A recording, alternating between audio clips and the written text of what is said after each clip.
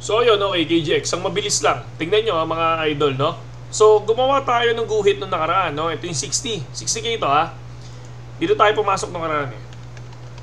60k, okay? So ito yung 60k natin sa area na yan. So ito yung pinaka-resistance natin dito sa middle, no?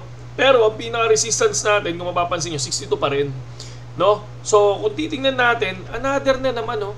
So, rejected na naman si 58 mga lods. Ang tibay ng support na to ha. Matibay to.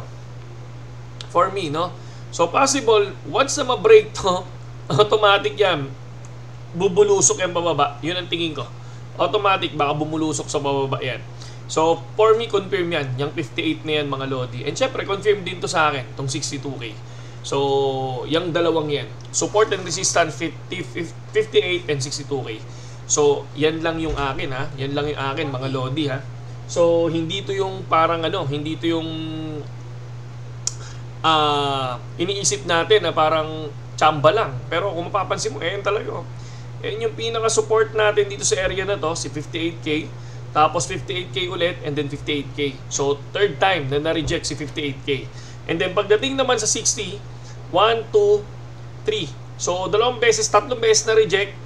And then, na-break naman siya. So, ito yung nag-profit tayo ng 60,900, di ba? And then, nag-drop. So, ang tawag ko dito naman is fake out naman yan. So, itong area na yan. So, ngayon, tsumachamba siya ngayon. Gusto niyang kunin si 60k. Pero, hindi niya makuha-kuha. And then, ang daming mga news ngayon, no?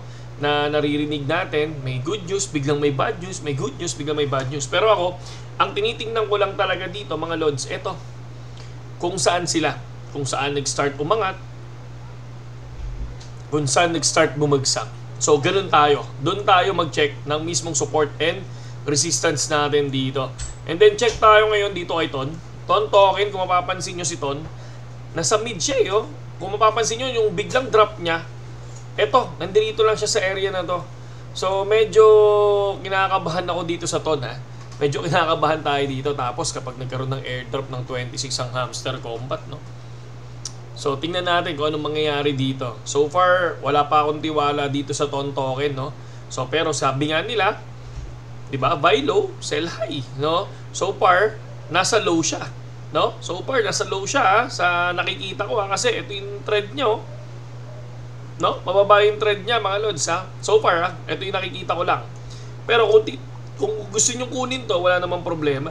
Pero kung para sa'yo, nasa low na to, good to buy na to. Di ba? So, yun pa lang. Yun lang yung nakikita ko dito. Pero, for me, nakatutok ngayon ako kay BTC. No? Hihintayin ko yung 60k muna bago 62. Okay? So, 58 sa short. Ito yung hinihintay natin bago tayo short position. Basta, importante, ma-break siya. Yun yung importante dito. Para sa akin lang, ha? So yun, do your own research, take your own risk, no? Kapag gusto niyo pumasok sa BitGet, nandiyan lang yung link natin sa bio natin, nandiyan lang yung link natin sa description, at nandiyan lang yung link natin sa comment section. Okay? Saludo.